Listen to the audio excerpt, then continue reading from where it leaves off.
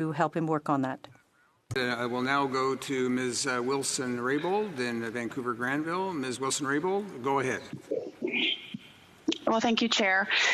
Today is our 16th COVID committee meeting, and certainly while this committee has been and remains important, so too are all aspects of our democracy and our institutions.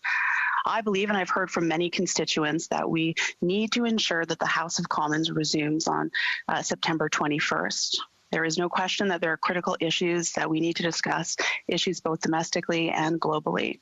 Will the government commit to taking all necessary steps to ensure that we will meet in Parliament on September 21st, whether virtual, in person, or a similar manner as we are today?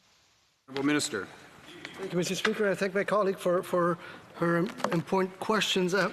Monsieur le Président, toutes les législatures. All parliaments in Canada have had to adjust to the pandemic, Mr. Chairman.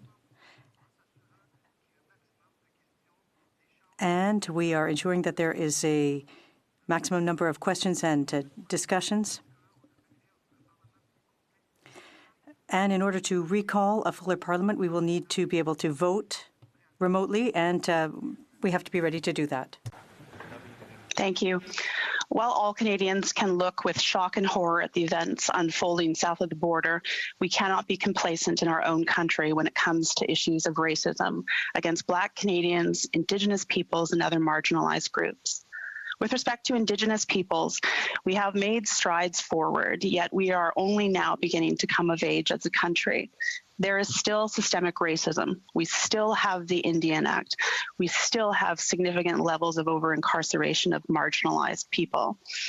I know for certain there has been significant work done at the Department of Justice on necessary sentencing reforms and restorative justice measures to address the overrepresentation of Indigenous peoples in the justice system. And there is a clear plan for getting rid of the Indian Act through rights recognition. We know what needs to be done. Will the Prime Minister please tell this country why this government has failed to support these comprehensive and transformative plans? Nice words need to be translated into action. If not now, when? If not us, who? The Honourable Minister.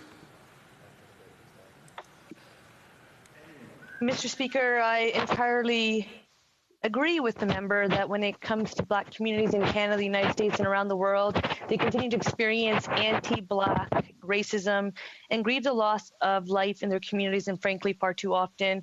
I agree that there is anti-Indigenous racism. With COVID-19, we have seen anti-Asian racism exists, and that's exactly why my focus remains in Canada on Canadians. We have a lot of work to do. The Anti-Racism Secretariat was set up in October 2019, but I look forward to working with the member because I will be focused on outcomes. We need to do better, and it's time for outcomes and action now. I'm committed to doing that work. Ms. Wilson-Raybould, go ahead. Thank you, and I definitely agree that we need action and we need it now. And relatedly, today, as we know, is the 1-year anniversary of the Murdered and Missing Indigenous Women and Girls report and their calls to action. Many ministers of the government have stood in this committee in the last few days and emphasized the importance of hearing the calls for justice that we are across the country and around the world. Well, the Murdered and Missing Indigenous Women and Girls reports has 231 calls for justice. Can the government commit today on the 1-year anniversary of the report to release the action plan on MMIWG? More consultation should not be an excuse for inaction. The Honourable Minister. I thank the member for the question and for her ongoing work on this. Today, our hearts are with the families and the survivors of missing and murdered Indigenous women and girls and two-spirit and gender diverse that we've lost.